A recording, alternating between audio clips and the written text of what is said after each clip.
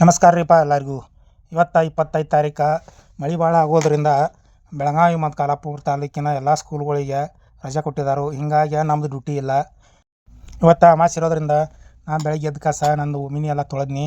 ಆಮೇಲೆ ಬೈಕ್ಗಳು ತೊಳಿಬೇಕಂತಂದ್ರೆ ಮತ್ತೆ ಹೋಗೋದೈತಿ. ಈಗ ಮತ್ತೆ ರಾಡ್ಯಕ್ಕ ಅಂತೇಳಿ ಗಾಡಿಗಳು ತೊಳಿಲಿಲ್ಲ ಅವನ್ನ.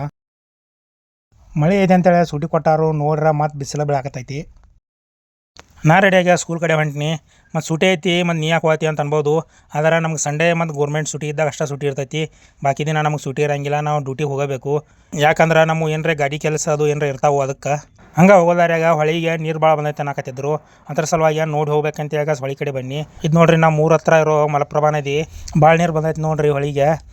ಇಲ್ಲೇ ನೋಡ್ರಿ ಒಂದು ಸಣ್ಣ ಬ್ರಿಡ್ಜ್ ಐತದ, ಅದೆಲ್ಲ ಪೂರಾ ಮುಚ್ಚೋಗೈತಿ. ಇದು ನೋಡ್ರಿ ಪರ್ಶವಾಡ ಹತ್ರ ಇರೋ ಬ್ರಿಡ್ಜ್. ಇಲ್ಲೂ ನೀರು ಭಾಳ ಬಂದೈತಿ. ಇನ್ನೊಂದು 8 ಫೂಟ್ ನೀರು ಬಂತಂದ್ರೆ ಪೂರಾ ರೋಡ್ ಮೇಲೆ ಬರ್ತೈತಿ. ರೋಡ ಬಂದಾಕೈತಿ.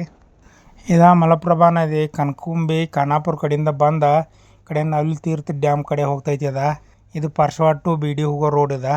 ಇವತ್ತು ಅಮಾವಾಸ್ಯೆ ಇರೋದ್ರಿಂದ ಗಾಡಿ ತೊಳೆದು ಪೂಜೆ ಮಾಡ್ಬೇಕಂತೇಳಿ ನಮ್ಮ ಅಲ್ಲಿ ತೊಗೊಂಡು ಹೋಗಕ್ಕೆ ಬೈನಿ. ಇಲ್ಲಿ ಬರೋ ಮಠ ಅಂತಂದ್ರೆ ಮಳಿನ ಚಾಲು ಆಗಿತ್ತು. ಮತ್ತು ಗಾಡಿ ನೋಡ್ರಿ ರಾಡಿ ಐತಿ. ಹೆಂಗಿದ್ರು ತೊಳಿಬೇಕಂತೇಳಿ ಕಾಸ ಮಳೆ ಬರುವತ್ತು ಏನ್ರಿ ಅವತ್ತು ಅಂತೇಳಿ ಕಾಸ ಗಾಡಿ ತೊಳ್ಯಾಕೆ ಚಾಲು ಮಾಡಿನಿ. ಹಂಗೆ ಮಳೆಯಾಗ ನಾ ಗಾಡಿ ತೊಳ್ಯಾಕತ್ತೀನಿ.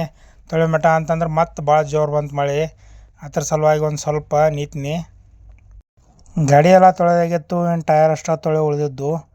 ಟಯರ್ ಅಷ್ಟು ತೊಳೆದ ಕಾಸ ನಾ ಪೂಜೆ ಮಾಡಕ್ಕೆ ರೆಡಿ ಮಾಡಿನಿ.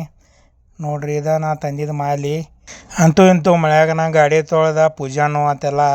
ಈ ವಿಡಿಯೋ ಇಲ್ಲಿಗೆ ಮುಗಿಸ್ತಾನು. ನೋಡ್ರಿ ವಿಡಿಯೋ ಹೆಂಗೆ ಅನಿಸ್ತು. ವಿಡಿಯೋ ಇಷ್ಟ ಆಗಿತ್ತಂದ್ರೆ ಲೈಕ್ ಮಾಡಿರಿ, ಶೇರ್ ಮಾಡಿರಿ, ಕಮೆಂಟ್ ಮಾಡಿರಿ. ಮತ್ತು ಸಿಗೋಣ ನೆಕ್ಸ್ಟ್ ವಿಡಿಯೋದಾಗ.